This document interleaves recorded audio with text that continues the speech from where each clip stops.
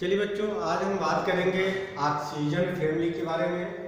तो nitrogen family आपका complete हो चुका है। आज हम बात करेंगे ऑक्सीजन फैमिली में।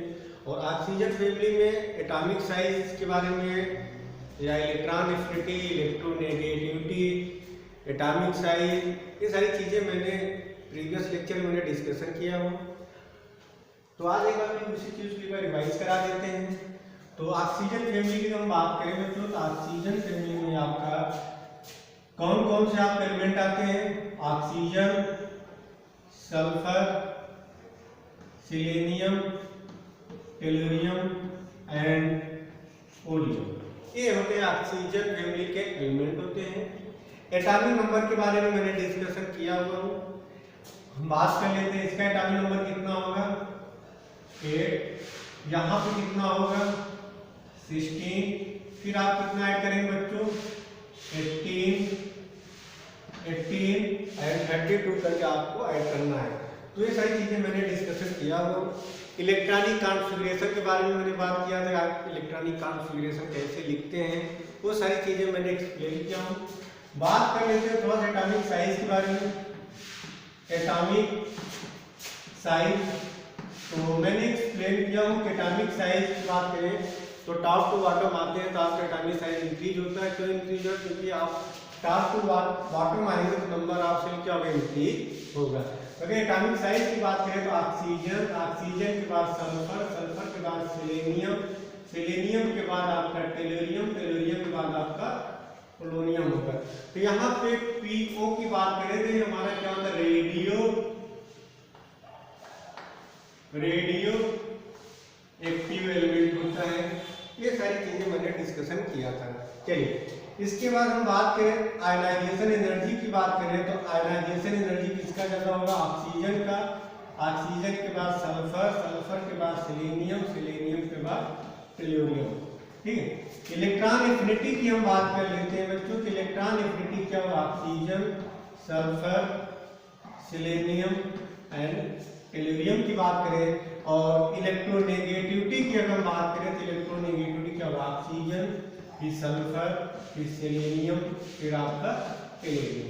ये सारी चीजें मैंने प्रीवियस लेक्चर में, लेक्चर 1 और लेक्चर 2 में मैंने डिस्कशन किया हुआ हूँ कि atomic size top to bottom आने पे इंक्रीज क्यों हो रहा है, ये रीजन बताए थे। इलेक्ट्रॉन आयनाइजेशन एनर्जी की बात करें तो आयनाइजेशन एनर्जी क्या होता है? Amount of energy required to remove one electron from outermost shell. तो आप जैसे जब टॉप टू बॉटम आते हैं तो नंबर ऑफ सेल क्या होगा? इंक्रीज होगा। आउटर सेल और इनर प्रोटॉन का अट्रैक्शन क्या होगा बच्चों? वीक होगा। जब अट्रैक्शन वीक होगा तो इलेक्ट्रॉन को निकालना क्या होगा? इजी हो जाएगा। तो वहां पे मिनिमम अमाउंट ऑफ एनर्जी की रिक्वायर्ड पड़ती है। तो यहाँ पे जो आपसे मेन जो पूछा जाता है कि फर्स्ट आयनाइजेशन एनर्जी जो नाइट्रोजन का ऑक्सीजन से ज्यादा क्यों होता है, मैंने रीजन बताया हुआ हूँ। तो नाइट्रोजन की बात करें, नाइट्रोजन क्या होता है? P3 होता है। ऑक्सीजन क्या होता है? P4 होता है।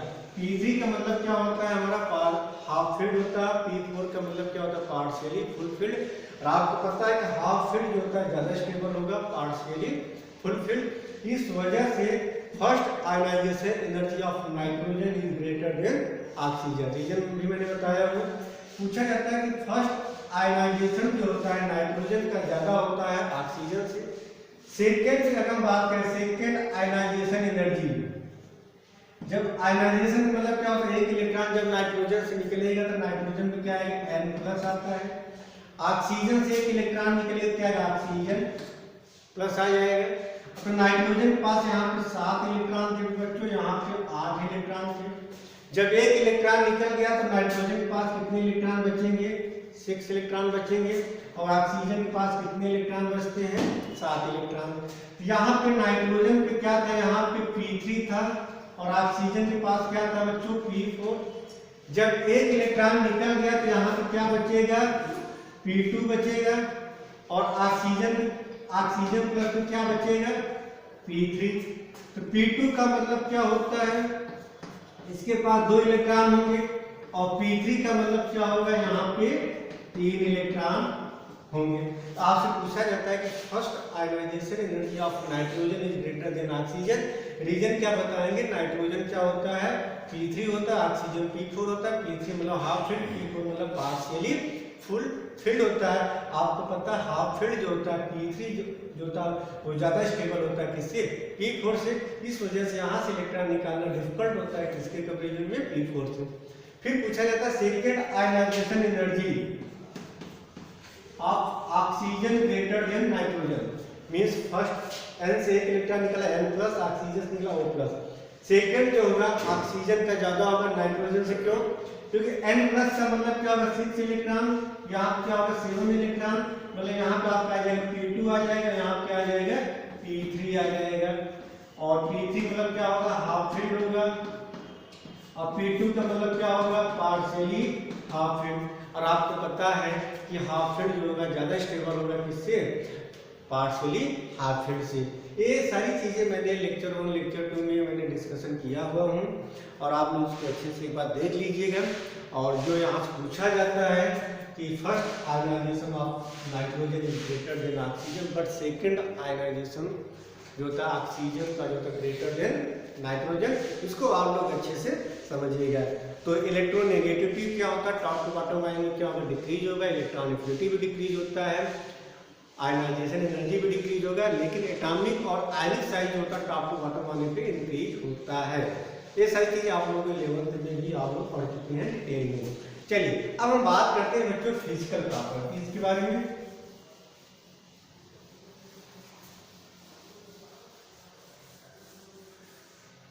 चलिए हम बात करते हैं यहाँ पे फिजिकल प्रॉपर्टीज में। फिजिकल प्रॉपर्टीज में आपको क्या क्या पढ़ना है उसके बारे में थोड़ा सा डिटेल में बात कर लेते हैं। चलिए तो पहला हम बात करते हैं नॉन मेटेलिक और मेटेलिक कैरेक्टर के बारे में। Non metallic and metallic character.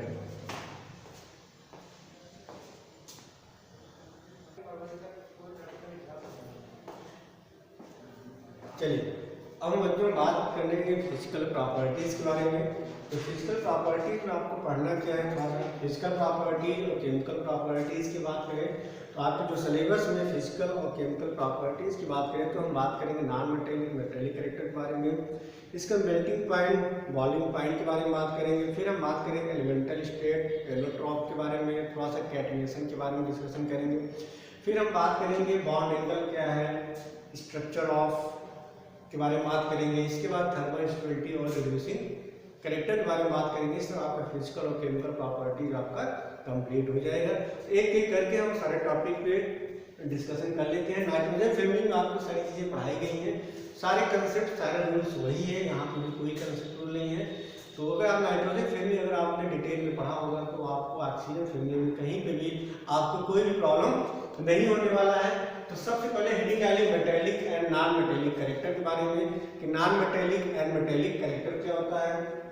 मैंने आपको बताया हूँ कि मेटल का मतलब क्या होता है? जो आसानी से इलेक्ट्रॉन को क्या करे? लॉस करे। जो आसानी से इलेक्ट्रॉन दे देता है उसका मेटेलिक कैरेक्टर क्या होगा? ज़्यादा होगा।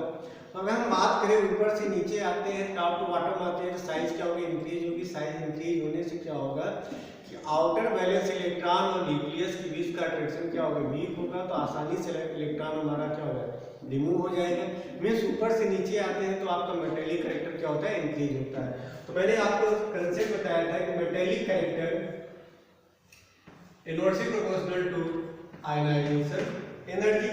तो अगर हम बात करें यहाँ पे ऑक्सीजन की बात करें, सल्फर की बात करें, सेलेनियम की बात करें या टेलेरियम की बात करें या पोलोनियम की बात करें, तो ऊपर से नीचे आते हैं। ऊपर से नीचे आएंगे तो आपका आयनाइजेशन एनर्जी क्या होगा? डिक्रीज होगा। यदि आपकी आयनाइजेशन एनर्जी डिक्रीज हो रही है तो मेटेलिक कैरेक्टर क्या होगा? आपका मेटेलिक कैरेक्टर क्या होगा? इंक्रीज होगा। तो यहाँ पे ऑक्सीजन सल्फर की बात करें, ऑक्सीजन सल्फर की बात करें तो ये हमारे क्या होते हैं? नॉन मेटल होते हैं। ये हमारे क्या होंगे बच्चों? नॉन मेटल होंगे। सेलेनियम और टेलुरियम की बात करें ये हमारे क्या होते हैं? मेटलाइट्स होते हैं। और दूसरा आप बोल सकते हैं इंसुलेटर। और पोलोनियम की बात करें तो हमारा मेटल होता है। और मेटल के साथ साथ क्या होते हैं? हमारे रेडियो एक्टिव एक्टिव होता है। क्या होता है बच्चों? Radio active. इतने पॉइंट नोट करिए। ऑक्सीजन सल्फर हमारा नॉन मेटल होगा, सेलेनियम टेलुरियम हमारा मेटल्स होगा, और पोलोनियम क्या होता है? हमारा मेटल होता है, साथ में रेडियो एक्टिव होता है। सेलेनियम टेलुरियम आपको मेटल्स, साथ में इसे क्या बोलते हैं? इंसुलेटर भी बोलते हैं। यहाँ तो सारी चीजें समझ में आ गई होंगी। चलिए अब हम अगले पॉइंट की बात करें, मेल्टिंग पॉइंट और बॉइलिंग पॉइंट पर डिस्कशन कर लेते हैं। Melting point and boiling point, ये भी अच्छे समझिएगा।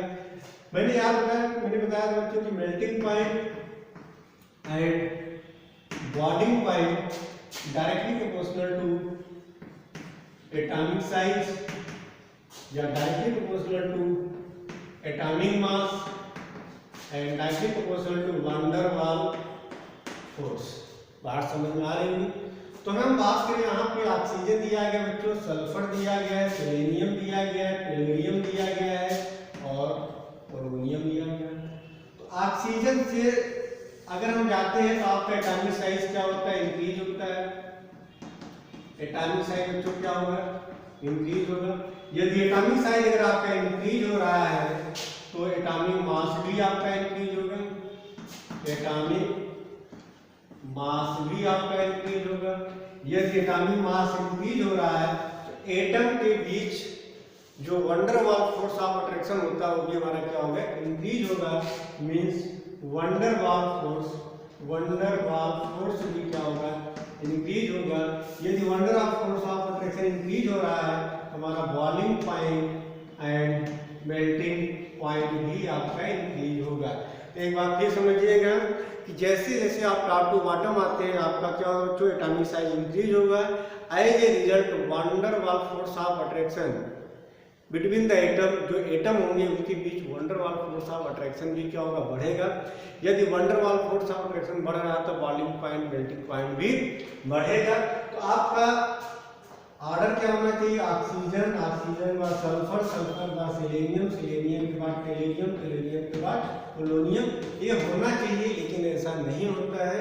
यहाँ पर समझना बच्चों, ऑक्सीजन के बाद सल्फर, सल्फर के बाद सेलेनियम, सेलेनियम के बाद टेलुरियम और टेलुरियम का पोलोनियम से ज्यादा होता है।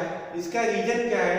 देखिए यहाँ तक तो कंसेप्ट समझ में आ रहा होगा कि ऑक्सीजन से टेलुरियम तक आपका एटॉमिक साइज बढ़ रहा है, एटॉमिक मास भी बढ़ रहा है। तो जब एटॉमिक मास बढ़ेगा तो जो एमंग द एटम, जो इनके एटम के बीच van der Waals force of attraction बढ़ेगा। जब van der Waals force of attraction बढ़ेगा बॉइलिंग पॉइंट मेल्टिंग पॉइंट भी बढ़ेगा। लेकिन पोलोनियम का टेलुरियम से कम हो जाता है। इसके पीछे का रीजन क्या है? ध्यान सुनना बच्चों, यहाँ पे क्या होता है? इनर्ट पेयर इफेक्ट मैक्सिमम होता है। मैक्सिमम मैंने बताया था बच्चों कि ऊपर से नीचे आते हैं तो इनर्ट पेयर इफेक्ट बढ़ता है। इनर्ट पेयर इफेक्ट बढ़ने का मतलब क्या होगा कि NS2 इलेक्ट्रॉन जो होते हैं वो बॉन्ड फॉर्मेशन में पार्टिसिपेट नहीं करते हैं। यहाँ पे मैक्सिमम इनर्ट पेयर इफेक्ट होता है। मींस पोलोनियम के पास मैक्सिमम इनर्ट पेयर इफेक्ट होता है। इस वजह से इसका जो NS2 बैलेंस इलेक्ट्रॉन होता है, NS2 मतलब जो आउटर NS2 बैलेंस इलेक्ट्रॉन होता है, मींस आउटर जो S में जो इलेक्ट्रॉन होता है वो बॉन्ड फॉर्मेशन में पार्टिसिपेट नहीं करेगा। जब बॉन्ड फॉर्मेशन में पार्टिसिपेट नहीं करेगा तो यहाँ पर wonder Waals force of attraction क्या होता है? वीक हो जाता है। इसके कंपेरिजन में टेलुरियम के केस में आप बताएंगे कि जो वंडर वाल फोर्स जो होता है तो टेलुरियम का पोलोनियम से ज्यादा होता है। रीजन क्या बताएंगे? यहाँ पे मैक्सिमम इनर्ट पेयर इफेक्ट होता है। मैक्सिमम इनर्ट पेयर इफेक्ट की वजह से NS2 इलेक्ट्रॉन जो होता है बॉन्ड फॉर्मेशन में पार्टिसिपेट नहीं करता है। तो टेलुरियम में वंडर वाल फोर्स अट्रैक्शन ज्यादा होता है, पोलोनियम में कम होता है। आपको रीजन समझ में आ गया होगा कि ऊपर टॉप टू बॉटम आते हैं तो एटॉमिक साइज बढ़ेगा। एटॉमिक साइज बढ़ने से एटॉमिक मास बढ़ेगा। एटॉमिक मास बढ़ रहा तो एटम के बीच जो अट्रैक्शन होगा, एटम के बीच जो अट्रैक्शन होगा वो बढ़ेगा। जब अट्रैक्शन बढ़ता है तो बॉइलिंग पॉइंट और मेल्टिंग पॉइंट भी आपका बढ़ेगा। तो चलिए यहाँ पे चीज समझ में आ गई होंगी। चलिए अगले पॉइंट पे हम और डिस्कशन कर लेते हैं।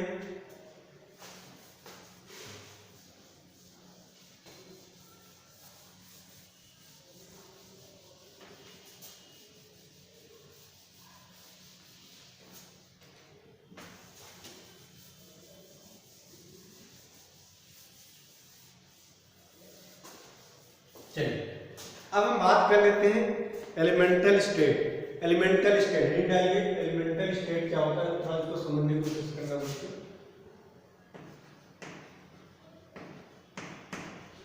एलिमेंटल, चलिए यहां से पूछा क्या जाता है, पहले पॉइंट समझने की कोशिश करना बच्चों।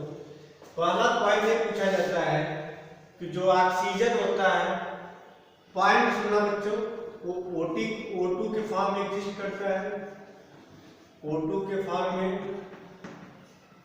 एग्जिस्ट करता है। मीन्स ऑक्सीजन जो होता है वो हमारा डाई एटॉमिक बनाता है, लेकिन अदर जो होते हैं इसके एलिमेंट वो हमारे क्या बनाते हैं, E8 के फॉर्म में, मीन्स ऑक्टा एटॉमिक मॉलिक्यूल बनाते हैं। मीन्स ऑक्सीजन जो होते हैं वो हमारा डाई एटॉमिक बनाता है। सारे पॉइंट सुनना बच्चों, ये ऑक्सीजन जो होता है हमारा डाई एटॉमिक के फॉर्म में एग्जिस्ट करता है।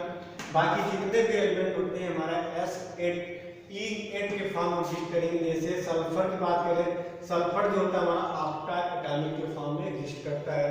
अगर सेलेनियम की बात करें तो सेलेनियम जो होता है हमारा SeO के फॉर्म में एग्जिस्ट करता है। या टेलेरियम की बात करें तो Te8 के फॉर्म में एग्जिस्ट करता है। सल्फर या सेलेनियम की बात करें तो डाई एटॉमिक के फॉर्म में हमारा एग्जिस्ट नहीं करता है। पहला दे पूछा जाता है। दूसरा पूछा जाता है कि ऑक्सीजन जो होता है रूम टेम्परेचर पे गैसियस फॉर्म में क्यों एग्जिस्ट करता है। दो टाइप के प्रॉब्लम पूछे जाते हैं, तो इन सारे रीजन को अच्छे से समझिएगा। पहला पूछा जाता है कि ऑक्सीजन जो होता है हमारा डायटोमिक फॉर्म में पाया जाता है, और अदर जो एलिमेंट होते हैं हमारा S8 के फॉर्म में क्यों एग्जिस्ट करते हैं। तो इसके रीजन को थोड़ा समझने की कोशिश करिएगा। तो इसके पीछे के रीजन क्या है, पॉइंट सुनना। ऑक्सीजन जो होता है वो हमेशा हमारा ऑक्सीजन डबल बॉन्ड O के फॉर्म में ही एग्जिस्ट करता है। इसका जो रीजन होता है, पॉइंट सुनना बच्चों, ड्यू टू स्मॉल साइज। इनकी साइज क्या है, पहली बात इनकी साइज क्या है, स्मॉल है। दूसरा क्या है, इनकी जो इलेक्ट्रोनेगेटिविटी क्या है, हाई है। ऑक्सीजन की बात करें तो ऑक्सीजन की जो साइज होती है हमारा क्या होता है बच्चों, स्मॉल होता है। आपको पता है ऑक्सीजन से पोलोनियम की तरफ जाएंगे, साइज आपका इंक्रीज करेगा, और इलेक्ट्रोनेगेटिविटी क्या होगी, डिक्रीज करेगी। तो यहाँ पे इसका जो रीजन है कि जो ऑक्सीजन होता है वो क्या, उसकी साइज क्या होती है, स्मॉल होती है, उसकी इलेक्ट्रोनेगेटिविटी क्या होती है, हाई होती है। इलेक्ट्रोनेगेटिविटी हाई होने की वजह से जो ऑक्सीजन जो होगा अदर एटम के साथ पी पाई बॉन्ड का फॉर्मेशन कर लेता है। मीन्स ऑक्सीजन जो होगा दूसरे ऑक्सीजन एटम के साथ क्या बना लेगा, पी पाई बॉन्ड का फॉर्मेशन कर लेता है। मीन्स O2 केस में सिग्मा बॉन्ड और पाई बॉन्ड हमारा एग्जिस्ट करता है। तो ऑक्सीजन डायटोमिक के फॉर्म में क्यों एग्जिस्ट करता है, तो आप रीजन बताएंगे, due to small size and high electronegativity. तो हमारा जो ऑक्सीजन एटम होता है वो अदर ऑक्सीजन एटम के साथ पी पाई मल्टीपल बॉन्ड का फॉर्मेशन कर लेता है। पॉइंट सुनना बच्चों, रीजन क्या बताएंगे, ऑक्सीजन की साइज क्या होती है, due to small size and high electronegativity. बात सुने, तो ये ऑक्सीजन एटम दूसरे ऑक्सीजन एटम के साथ क्या बना लेता है, पी पाई मल्टीपल बॉन्ड का फॉर्मेशन कर लेता है। बाकी जितने अदर एलिमेंट होते हैं उनकी साइज क्या होती है, लार्ज होती है, उसकी ईएन वैल्यू क्या होती है, कम होती है। तो हम ये हमेशा यहाँ पे क्या बॉन्ड बनाएंगे, सिर्फ सिग्मा बॉन्ड का फॉर्मेशन करते हैं। ऑक्सीजन जो होता है अपने दूसरे एटम के साथ पाई बॉन्ड बनाता है, लेकिन जो दूसरे एटम होते हैं वो सिर्फ सिग्मा बॉन्ड का फॉर्मेशन करते हैं। सिग्मा बॉन्ड में फॉर्मेशन करते हैं, रीजन समझिए, क्योंकि इनकी साइज क्या होती है, लार्ज साइज होती है, और ये वैल्यू क्या होती है, कम होती है। इसलिए बाकी जितने भी होंगे वहां पर सिर्फ सिग्मा बॉन्ड ही एग्जिस्ट करता है, लेकिन ऑक्सीजन क्या बनाता है, पाई बॉन्ड।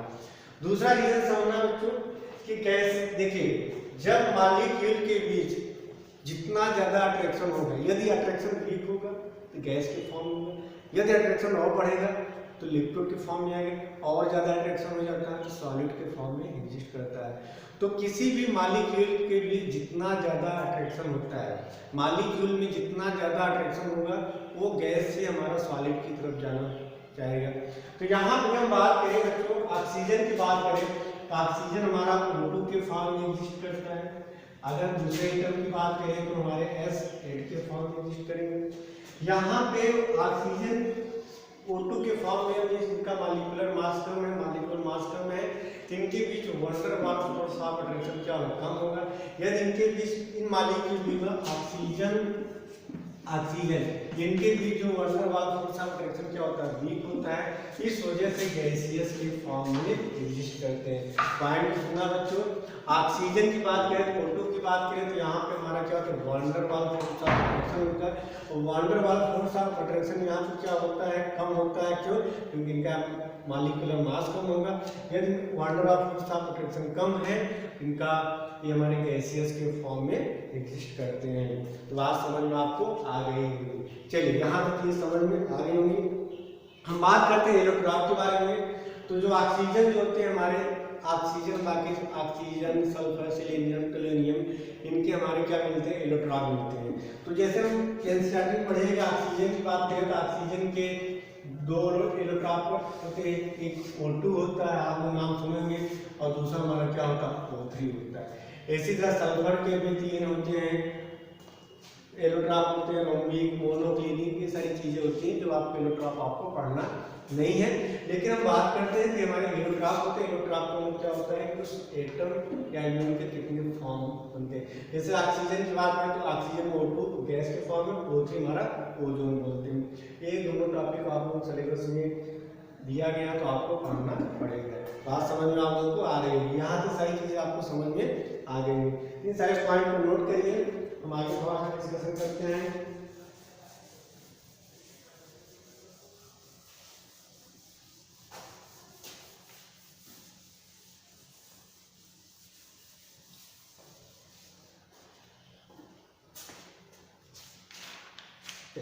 हम बात करते हैं बच्चों ऑक्सीडेशन स्टेट के बारे में। ऑक्सीडेशन स्टेट, इसको थोड़ा सा आप लोग अच्छे से समझने की कोशिश करिएगा। ऑक्सीडेशन स्टेट, यहाँ पे समझने की कोशिश करना। ऑक्सीडेशन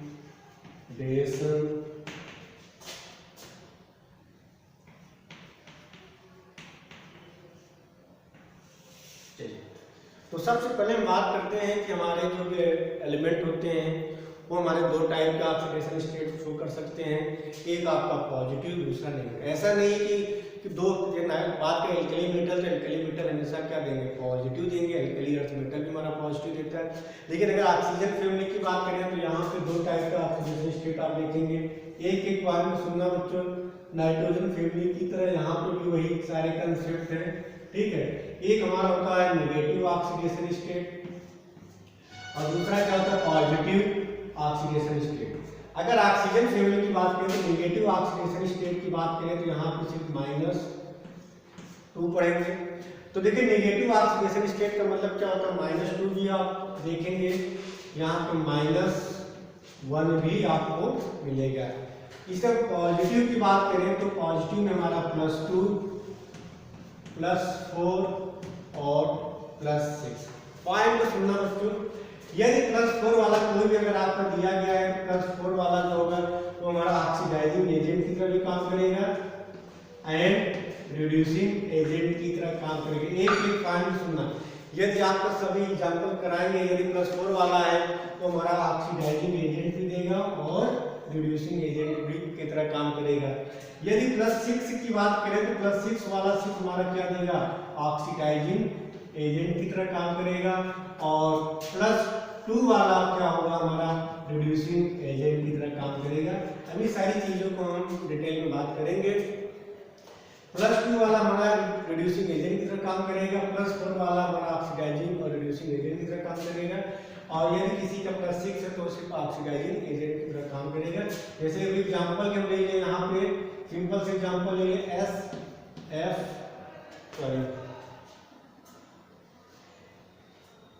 यहाँ पर मैं एग्जांपल ले रहा हूँ H2SO4।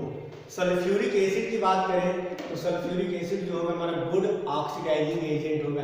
जैसे याद करिए मैंने नाइट्रिक एसिड की बात किया था, नाइट्रोजन का मैक्सिमम जो होता है +5 ऑक्सीडेशन स्टेट की बात करते हैं। नाइट्रोजन फैमिली की बात करें तो +5 की बात करते हैं। ऑक्सीजन की बात करेंगे तो ऑक्सीजन में +6 मैक्सिमम ऑक्सीडेशन। तो जो मैक्सिमम ऑक्सीडेशन स्टेट में होता है वो हमारा ऑक्सीडाइजिंग एजेंट की तरह काम करेगा। बात समझ में आ रही है? सब रीजन बताएंगे।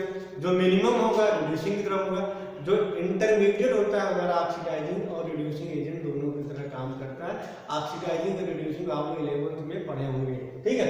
तो जैसे सल्फ्यूरिक एसिड की बात करें जिसका ऑक्सीडेशन स्टेट निकालेंगे तो ऑक्सीजन -2 × 4 -8 और प्लस हो जाएगा, यहाँ +6 आएगा। यहाँ पर इसका ऑक्सीडेशन स्टेट आएगा +6 आएगा। ये सल्फ्यूरिक एसिड जो होता है हमारा गुड ऑक्सीडाइजिंग एजेंट होता है। यहाँ पे हम अगला एग्जांपल है सल्फ्यूरस एसिड, H2SO3 ले लें, एक या H2SO3 ले लें। तो यहाँ पे इसका निकालेंगे कितना आ जाएगा, +4 आ जाएगा। तो +4 जो होगा हमारा ऑक्सीडाइजिंग और रिड्यूसिंग दोनों की तरह काम कर सकता है। बात समझ में आ रही है? चलिए अब थोड़ा सा यहाँ पे देख लीजिए, यदि -2 की बात करें तो -2 की जो स्टेबिलिटी होगी टॉप टू बॉटम आने पे, -2 की जो स्टेबिलिटी होगी टॉप टू बॉटम आने पे क्या होगा बच्चों, डिक्रीज होगा। क्या होगा? डिक्रीज होगा। बात को समझना।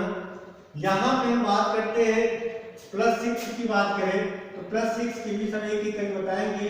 +6 की जो स्टेबिलिटी होगी ऊपर से नीचे आने में क्या होगी, डिक्रीज होगी। रीजन क्या होगा, इनर्ट फ्लेयर इफेक्ट। और +4 की जो स्टेबिलिटी होगी ऊपर से नीचे आने में क्या होगा, इंक्रीज होगा। तो पहले इतने पॉइंट को आप नोट करिए, फिर हम एक एक करके सारी चीजों को एक्सप्लेन करते हैं। ऑक्सीडेशन स्टेट की बात करें, ये नेगेटिव और पॉजिटिव दोनों देते हैं। नेगेटिव की बात करें -2 -1 के बारे में बात करेंगे। -2 की बात करें तो ऊपर से नीचे आने पर क्या होगा, डिक्रीज होगा। जैसे कि एग्जाम्पल ले लें, H2O ले लें। यहाँ पे अगर हम बात करें तो ऑक्सीजन को मानेंगे X, हाइड्रोजन का +1 × 2, यहाँ पर आ जाएगा X बराबर क्या है, -2। इसे हम ले लें H2S ले लें, यहाँ पर सल्फर को क्या है, -2 ले लें। या अगला एग्जाम्पल ले लें KO2 ले लें, यहाँ पे ऑक्सीजन का आ जाएगा -1/2। बात कर रहे हैं इसी तरह। फिर +4 की जो स्टेबिलिटी होती है ऊपर से नीचे आने में बढ़ती है और +6 की क्या होती है, डिक्रीज होती है। क्यों डिक्रीज हो रहा है, +6 मैक्सिमम है, ऊपर से नीचे आने पर डिक्रीज हो रहा है। इसका रीजन क्या होगा, due to inert flare effect. तो चलिए इतने पॉइंट को नोट करिए, हम सारी चीजों की एक एक करके हम बात करते हैं।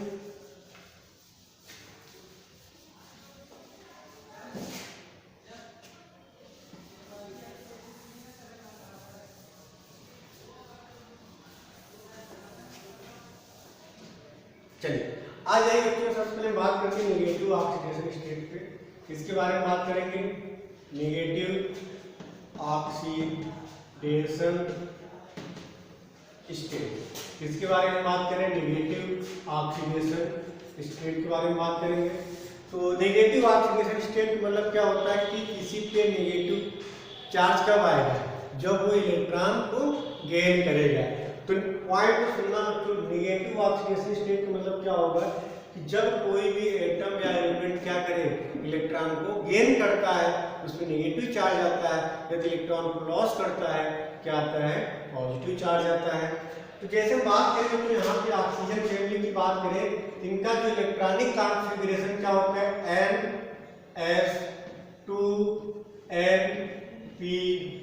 NS2NP4। एक एक पॉइंट सुनना बच्चों, जो ऑक्सीजन फैमिली होती है इनका इलेक्ट्रॉनिक कॉन्फ़िगरेशन क्या होता है, NS2NP4 होता है। तो टोटल अगर हम बात करें तो इनके पास टोटल बैलेंस इलेक्ट्रॉन कितने होते हैं, 6 इलेक्ट्रॉन होते हैं।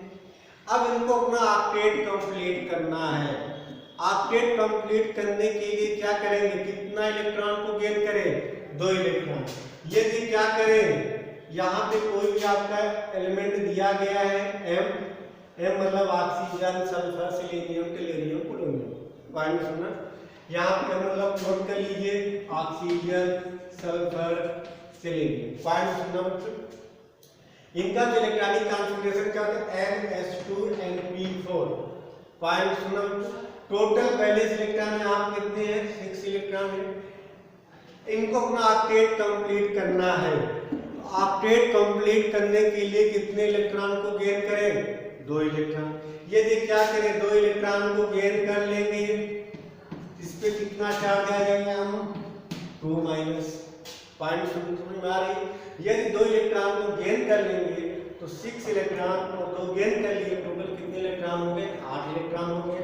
और जब इलेक्ट्रॉन गेन कर लिए 8 इलेक्ट्रॉन हो गए, ऑक्टेट कंप्लीट हो गया। लेकिन इस पे कैसा चार्ज आया? नेगेटिव। कितने नेगेटिव चार्ज आए? 2।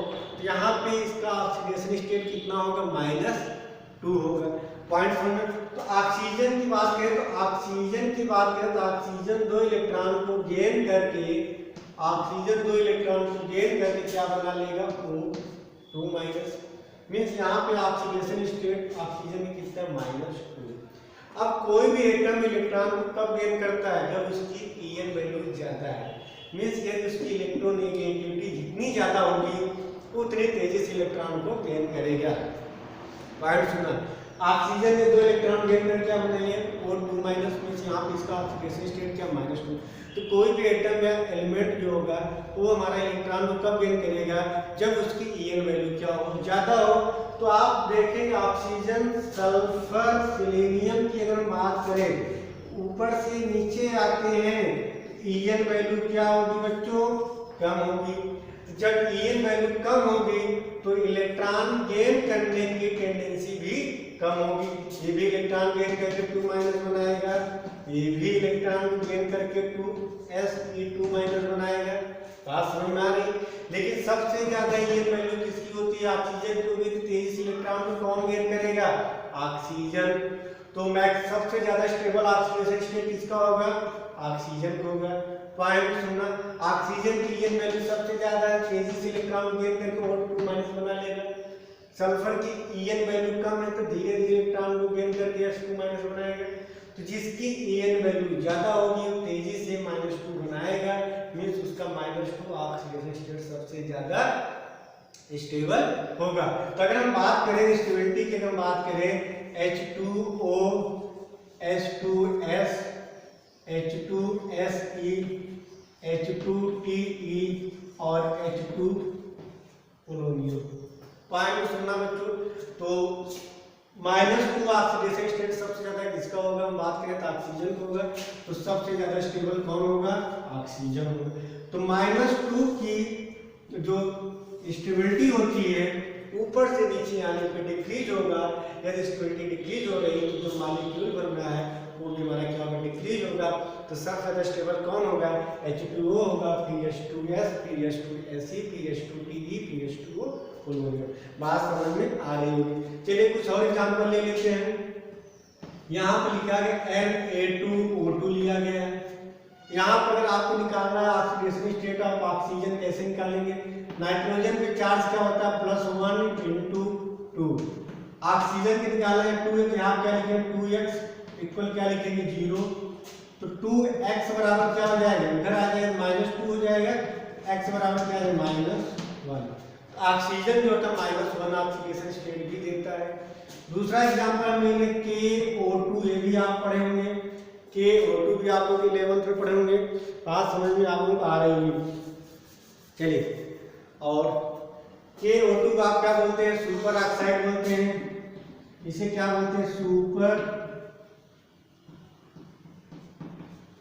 ऑक्साइड बोलेंगे। और इसे क्या बोलते हैं? इसे क्या बोलेंगे? पर ऑक्साइड। चलिए, यहां पे ऑक्सीजन का निकालना है, ऑक्सीडेशन स्टेट कैसे निकालेंगे?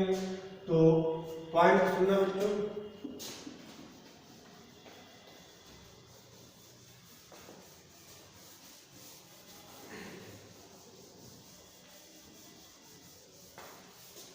चलिए, यहाँ पर KO2 दिया गया है। यहाँ पे अगर इसका ऑक्सीडेशन स्टेट निकालना है, K पाएगा +1, ऑक्सीजन का निकालना 2x = 0। 2x बराबर क्या आ जाएगा? -1। x बराबर क्या आ जाएगा? -1/2। यहाँ पे ऑक्सीडेशन क्या दे रहा है? -1/2 ऑक्सीडेशन स्टेट आपका दे रहा है। तो ऑक्सीडेशन स्टेट कैसे निकाला जाता है, ये सारी चीजें मैंने आपको अच्छे से एक्सप्लेन किया हो। चलिए, अब हम बात करते हैं बच्चों, ऑक्सीजन की बात करें तो ऑक्सीजन जो होता है यहाँ पे देख रहे हैं कि -1 भी दे रहा है, -2 भी दे रहा है और -1/2 भी दे रहा है। तो सुपर ऑक्साइड के साथ अगर देख रहे हैं तो सुपर ऑक्साइड के साथ क्या दे रहा है? -1/2 दे रहा है। पर ऑक्साइड के साथ क्या दे रहा है? पर ऑक्साइड के साथ आपने देखा तो -1 दे रहा है। जो ऑक्सीजन के हाइड्राइड के साथ क्या दे रहा है, -2 दे रहा है। पॉइंट सुनना यहाँ तक चीजें समझ में आ रही है। चलिए अब हम बात करते हैं बच्चों पॉजिटिव ऑक्सीडेशन स्टेट के बारे में। तो नेगेटिव का मतलब क्या होता है कि जो आसानी से इलेक्ट्रॉन गेन कर ले। ऑक्सीजन की बात करें, ऑक्सीजन 2 इलेक्ट्रॉन गेन करके अपना ऑक्टेट कंप्लीट कर रहा है, तो यहाँ पे ऑक्सीजन -2 दे रहा है। बात समझ में आ रही है। सुपर ऑक्साइड के साथ क्या देगा, -1/2। पर ऑक्साइड के साथ क्या दे रहा है, -1 ऑक्सीडेशन स्टेट दे रहा है। चलिए अब हम बात करते हैं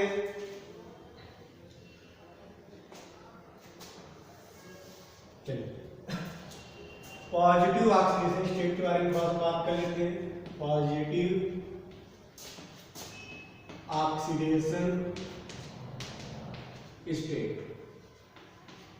अब यहां से आपसे न्यूमेरिकल पूछे जाते हैं और इससे रिलेटेड प्रॉब्लम भी पूछे जाते हैं। तो पॉजिटिव की ऑक्सीडेशन स्टेट की हम बात करें तो यहाँ पे आपका +2 भी देगा, +4 भी देगा और +6 भी देगा। यहाँ तक समझ में आ रही है। अब पहला पॉइंट सुनना, एक एक चीजों को अच्छे से समझती जाएगी बच्चों। ऑक्सीजन जो होता है वो हमारा सिर्फ +2 ऑक्सीडेशन स्टेट देता है। पॉइंट सुनना बच्चों, ऑक्सीजन जो होगा यहाँ पे वो हमारा +2 ऑक्सीडेशन स्टेट देता है, +4 या +6 ऑक्सीडेशन स्टेट नहीं देता है, तो सिर्फ हमारा +2 ऑक्सीडेशन स्टेट देता है। आगे सुनो बच्चों, सल्फर की बात करें, सेलेनियम की बात करें, टेलुरियम की बात करें, पॉइंट को सुनना, पोलोनियम बारे में बात नहीं करेंगे, तुम्हारा रेडियो एक्टिव होता है, ना वहां से कुछ पूछा जाता है तो उसके बारे में डिस्कशन करना है। सल्फर, सेलेनियम और टेलुरियम की बात करें, ये हमारे +2 भी देंगे, +4 भी देते हैं, +6 भी देंगे। एक एक पॉइंट को सुनना बच्चों, यहाँ से आपके एग्जाम में पूछा जाता है। अगर ऑक्सीजन फैमिली की बात करें तो ऑक्सीजन जो हमारा +2, +4, +6 ऑक्सीडेशन स्टेट देगा। ऑक्सीजन की बात करें तो ऑक्सीजन जो होगा +2 देगा, +4, +6 के फॉर्म में एग्जिस्ट नहीं करता है। सल्फर, सेलेनियम, टेलुरियम की बात करें +2, +4, +6 भी देता है।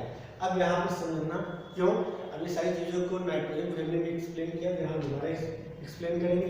ये +4, +6 नहीं देता है, पहले रीजन समझ लीजिए। Due to absence of vacant d orbital, मतलब ऑक्सीजन के पास हमारा वैकेंट डी ऑर्बिटल का क्या होता है, भाव होता है, तो उसके पास वैकेंट डी ऑर्बिटल नहीं होता है।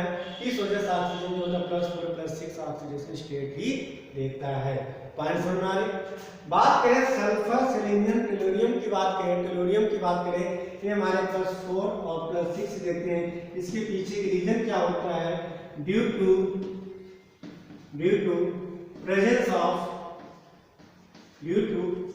Of d orbital. Sulphur, selenium, tellurium की बात करें तो इनके पास डी ऑर्बिटल प्रेजेंट होता है, इस वजह से हमारे +4, +6 ऑक्सीडेशन स्टेट लेते हैं। अब आगे समझ में यहाँ पूछा क्या जाता है, बात तो समझ, जैसे आपसे पूछा जाएगा कि OF4 हमारा एग्जिस्ट नहीं करता है, लेकिन SF4 जो होता है वो हमारा एग्जिस्ट करता है। मतलब OF4 हमारा इसके मॉलिक्यूल नहीं मिलते, लेकिन SF4 के मिलते हैं। या आपसे पूछा जा सकता है OF6 नहीं एग्जिस्ट करता है, SF6 जो है एग्जिस्ट करता है। यहाँ पे सल्फर की बात करें तो सल्फर के यहाँ पे +6 ऑक्सीडेशन स्टेट होगा, यहाँ पे क्या होगा +4 देगा। तो रीजन क्या बताएं, रीजन पहले समझिए बच्चों कि SF6 और SF4 एग्जिस्ट करता है, लेकिन OF6 OF4 हमारा नहीं पाया जाता है। इसका रीजन क्या बताएंगे कि यहाँ पे क्या प्रेजेंट होता है, due to presence of vacant d orbital. यहाँ पे हमारा वैकेंट डी ऑर्बिटल प्रेजेंट होता है, लेकिन इनके पास कोई वैकेंट डी ऑर्बिटल नहीं होता है। रीजन समझ में आ गया होगा कि SF6 या SF4 जो होता है उसके पास वैकेंट डी ऑर्बिटल प्रेजेंट होता है, लेकिन OF6 और OF4 के पास कोई वैकेंट डी ऑर्बिटल नहीं प्रेजेंट होता है। पहला चीज समझ में आ गया होगा, रीजन नोट करते जाइए। SF6 और SF4 के पास क्या होता है वैकेंट डी ऑर्बिटल, या नीचे जितने भी होते हैं उनके पास क्या होता है वैकेंट डी ऑर्बिटल प्रेजेंट होता है, लेकिन इनके पास कोई भी वैकेंट डी ऑर्बिटल नहीं होता, इस वजह से हमारा एग्जिस्ट नहीं करता। चलिए यहाँ तक की समझ में आ गया होगा। यहाँ पे एक पॉइंट और समझ लीजिए, यहाँ इन दोनों में पूछा क्या जाता है कि SF6 और यहाँ हमने लिख दिया SF4। यहाँ पे SF4 का हाइड्रोलिसिस होता है, नोट करिए SF4 का हाइड्रोलिसिस होता है, लेकिन SF6 का हाइड्रोलिसिस नहीं होता है। पहले रीजन समझिए, सल्फर के पास कितने इलेक्ट्रॉन होते हैं 6 इलेक्ट्रॉन। अगर SF6 की बात करें क्या बन गया बच्चों यहाँ पे,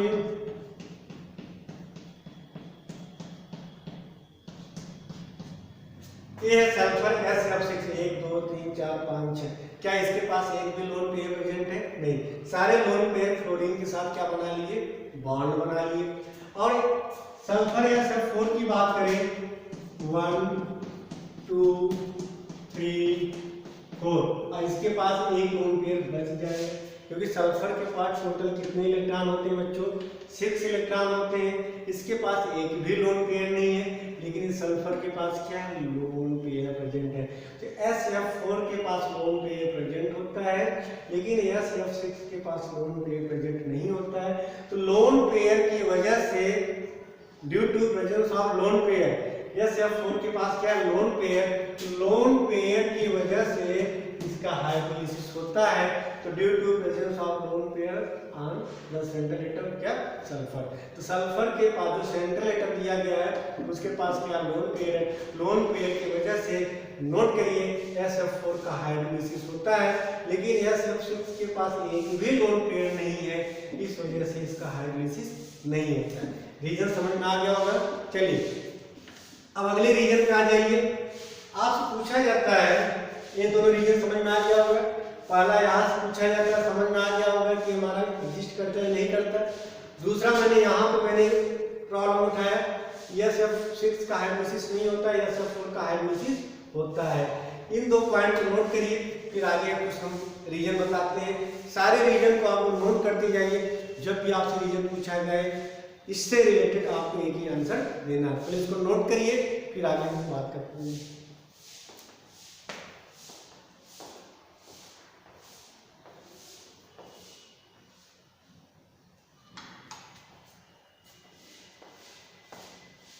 आ जाइए तो अगले इसमें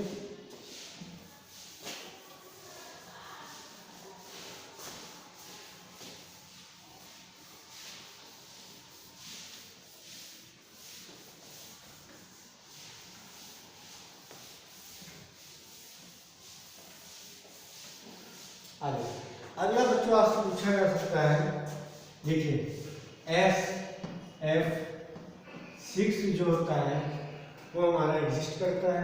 जैसे हम बात करें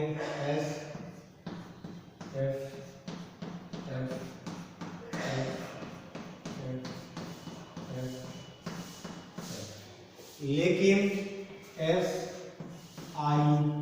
Si6 जो होता है वो हमारा एग्जिस्ट नहीं करता है। रीजन समझिए, कहने का मतलब है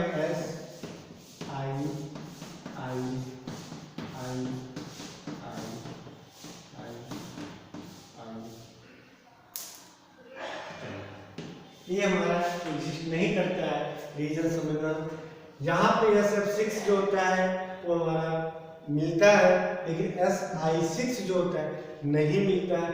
यहाँ पे देखिए फ्लोरीन, इसके सराउंडिंग जो फ्लोरीन है स्मॉल साइज है, लेकिन आयोडीन का साइज क्या है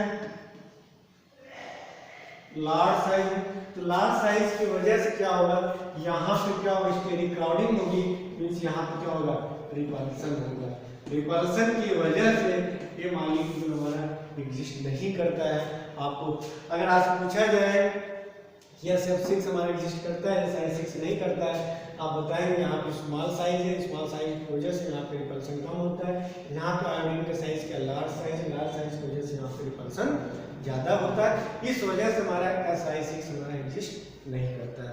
चलिए ये सारी चीज़ें आप लोग नोट कर लिए होंगे। अब आ जाते हैं ऑक्सीडेशन स्टेट के बारे में कि जो ऑक्सीजन जो होता है हमारा +4 +6 क्यों नहीं देता है। अब इस सारी चीज़ों को समझने की कोशिश करना। चलिए सबसे पहले बात करें ऑक्सीजन के बारे में बात कर लेंगे। ऑक्सीजन का एटॉमिक नंबर क्या होता है 8।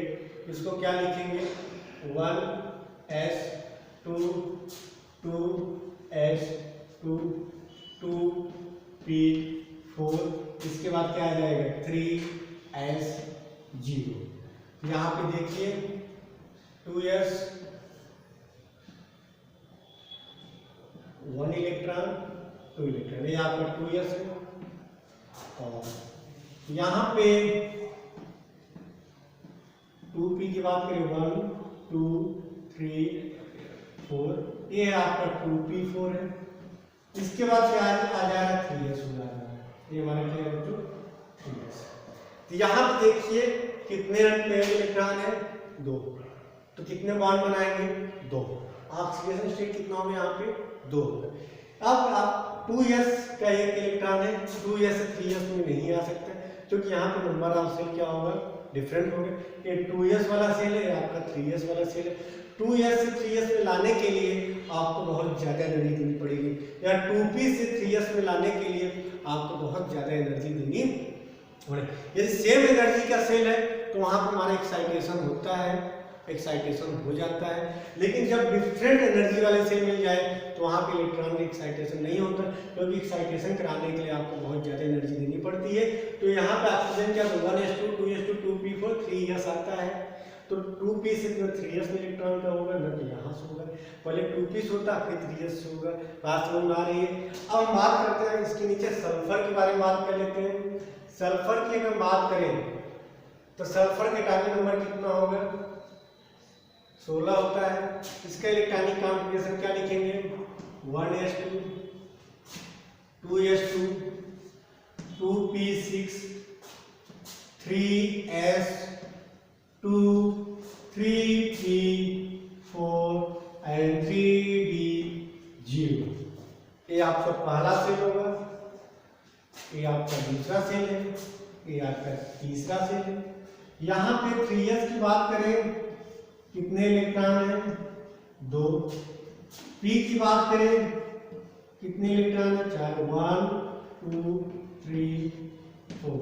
और 3d की बात करें तो ये आपका ब्रैकेट होगा, ये आपका बच्चों 3s, ये है आपका 3p और ये है आपका 3d। चलिए कैपिटल्स बना दिए, स्मॉल करिएगा। अभी तक एक ग्राउंड स्टेट में दिया गया है, ये 3s है, ये 3p है, ये आपका 3d है, स्मॉल 3d। ग्राउंड स्टेट की बात करें कितने अनपेयर्ड इलेक्ट्रॉन यहाँ पे प्रेजेंट है 2 अनपेयर्ड इलेक्ट्रॉन। तो 2 अनपेयर्ड इलेक्ट्रॉन की वजह से कितने बॉन्ड बनाएंगे 2। तो यहाँ पे ग्राउंड स्टेट की बात करें तो ग्राउंड स्टेट में कितना ऑक्सीडेशन स्टेट दे रहा है +2 दे रहा है। ऑक्सीजन मैंने बताया था +2। अब देखिए बच्चों ये 3s 3p और 3d तीनों सेम सेल के हैं, तो यहाँ पे इलेक्ट्रॉन का एक्साइटेशन होगा। तो ये हमने क्या करा है फर्स्ट एक्साइटेशन।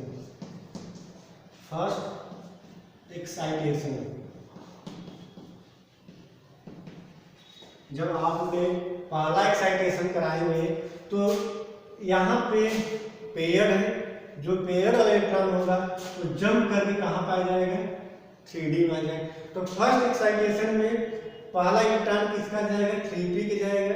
तो यहाँ पे देखिए क्या बनेगा, ये आपका 3s, ये आपका 3p और ये यहाँ पे आपका 3d।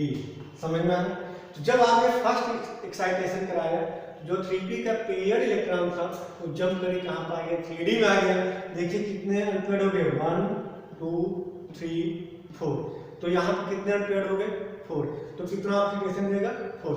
तो फर्स्ट एक्साइटेशन में +4 दे रहा है, मतलब कितने बॉन्ड बना रहे हैं, कितने +4 मतलब कितने बॉन्ड बनाएंगे, +4 बॉन्ड बनाएंगे। बात समझ में आपको आ रही है।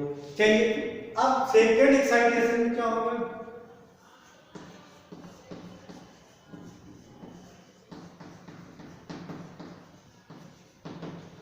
सेकेंड एक्साइटेशन में क्या होगा, क्या 3p के पास एक भी पेयर्ड इलेक्ट्रॉन है, नहीं।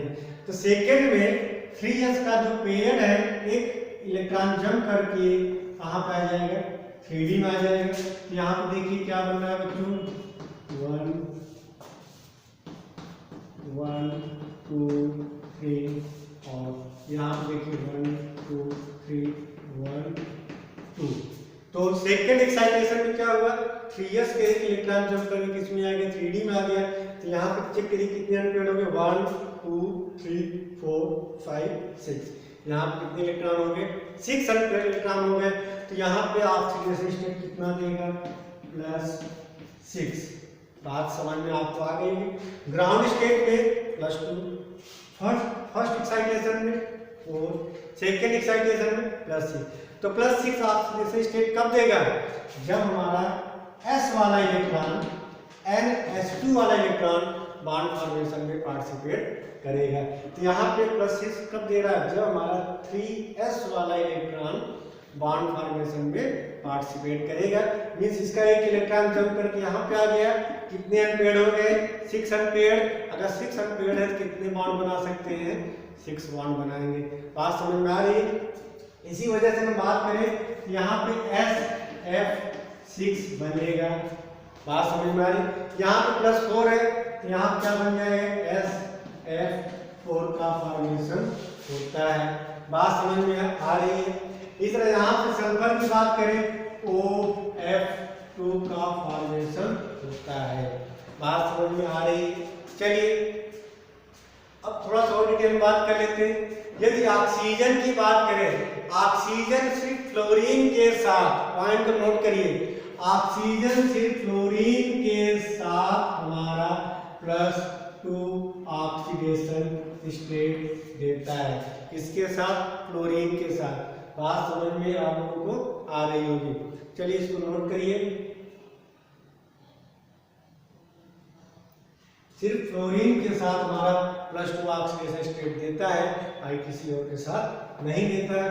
तो ये सारी चीज आप समझ में आ गई कि सल्फर की बात करें, सल्फर +2 भी देगा, +4 भी देगा, +6 भी देगा। +6 कब देगा, जब हमारे NS वाला इलेक्ट्रॉन 3s वाला इलेक्ट्रॉन बॉन्ड फॉर्मेशन में पार्टिसिपेट करे। तो मैंने यही बताया कि जैसे जैसे आप ऊपर से नीचे आते हैं तो 3s के बाद 4s 5s 6s बढ़ते चले जाएंगे। तो मैंने इनर्ट पेयर इफेक्ट में मैंने बताया कि ऊपर से नीचे आते हैं तो इनर्ट पेयर इफेक्ट बढ़ता है। इनर्ट पेयर इफेक्ट का मतलब क्या हुआ कि NH2 वाला इलेक्ट्रॉन होता है बॉन्ड फॉर्मेशन में पार्टिसिपेट नहीं करता है।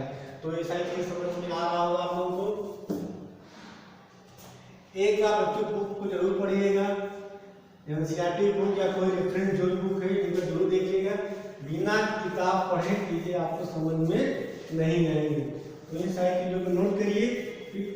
5 मिनट का और बचा हुआ है, उसको थोड़ा सा एक्सप्लेन कर दिया आप लोगों को।